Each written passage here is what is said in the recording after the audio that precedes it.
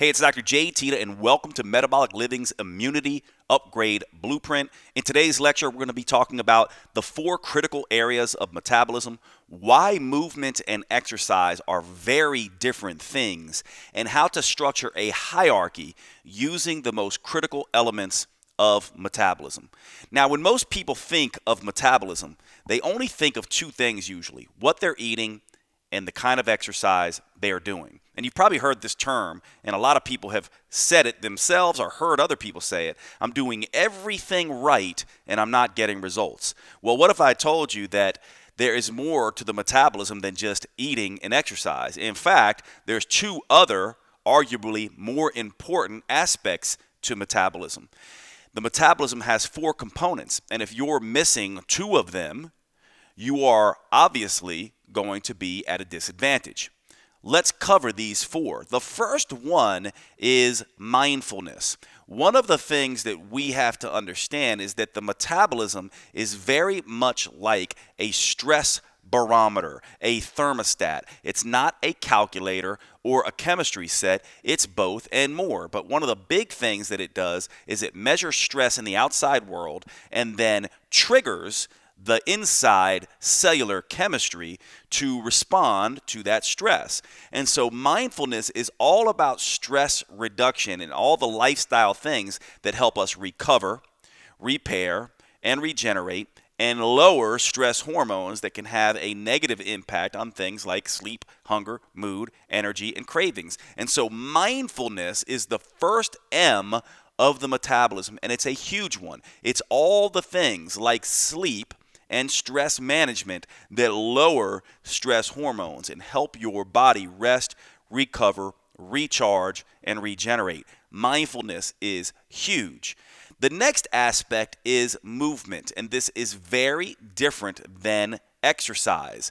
Movement, of course, exercise is, of course, a type of movement. However, when we mean movement in terms of the metabolism, we're talking about activities of daily living. Things like walking, things like taking out the trash, things like gardening, things like sex, things like walking from point A to point B, things like standing instead of sitting, things like fidgeting, things like taking the stairs instead of the elevator. These activities of daily living, these movements are huge. Research has shown that people who move all day but don't do much exercise oftentimes fare better than people who sit all day but do exercise. And so movement is critical. We humans are built to move. We need to become movers, not sitters. And so mindfulness and movement are 2 critical aspects of metabolism that most people miss. Then, of course, there's what you're eating. And then there's, of course, what you're doing exercise-wise. And we call this part metabolics because it's not just exercise, but it's all the things that people try to do to, quote, stimulate the metabolism. Exercise harder, take supplements, use drugs, expose themselves to temperature extremes, and things like that. These 4 components are what we here at Metabolic Living call the 4 M's of metabolism. They are absolutely critical. Now, mindfulness is yes about meditation, and yes about massage, and yes about spa therapies, and yes about typical woo-saw relaxing type activities. But it's also about using anything that can calm the body down. And this is where it overlaps a little bit with movement, because walking in particular, especially when done in green settings and forest atmospheres and things like that, can dramatically lower stress as well. And so mindfulness and movement overlap to some degree here, but movement is critical in 2 components. 1, it lowers stress hormones, and 2, it does burn up calories during the day, and we'll talk about that in future lectures. Then, of course, it's all about what you eat. This still is important. Macronutrition, protein, carbohydrates, fat, micronutrition, vitamins and minerals, and things like this. Whether your food fills you up, whether or not it's overly palatable or underly palatable, food is critically important. Calories, obviously, the fuel measurement of food, comes into play here. And of course, finally, it's exercise. What type are you doing? How much are you doing? And one of the things that people miss is that exercise is a wonderful thing to change the metabolism. However, it also can trigger changes in SHMEC, sleep, hunger, mood, energy, and cravings. And we are each individual. So some people are more susceptible to this metabolic compensation than others. And we'll get into that in future lectures. Now, supplements are another thing. Where do they fall in? Well, they fall into metabolics along with exercise and drugs. Supplements can be very useful, but they are not something that is going to make a huge dent as much as something like mindfulness and movement might. And so these 4 areas are critically important to understand. There's mindfulness, all about rest and recovery and regeneration. There's movement, all about activities of daily living. There's meals, what we're putting in our mouth. And then there's metabolics, the things that we're doing to purposely try to change our metabolism. Each of these 4 has a role to play, and we certainly don't want to be leaving 2 out, which most people do. Most people take no interest in or even aware of the attributes of mindfulness and movement.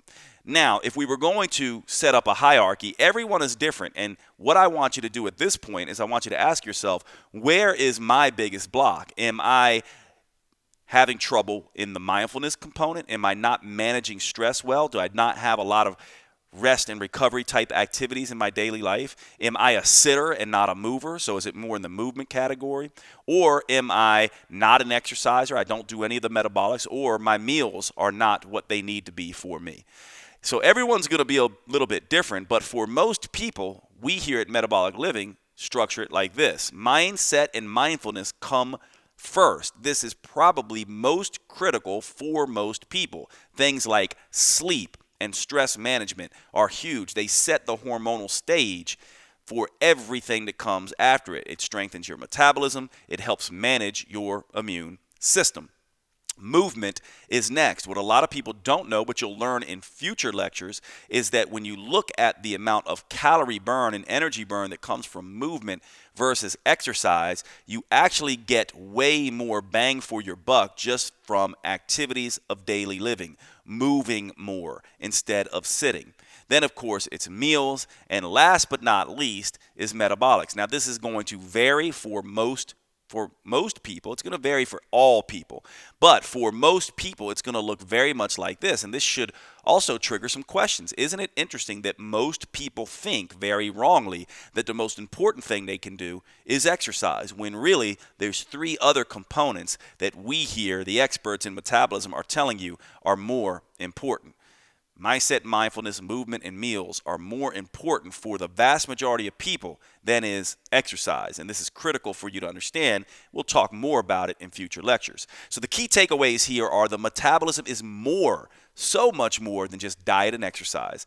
Mindfulness and movement are critical, absolutely critical to understand. And if you don't have these in place, that gives you the answer to, hey, I'm doing everything right and still not getting results. Well, if you're not taking into account mindfulness and movement, then you're not doing everything right.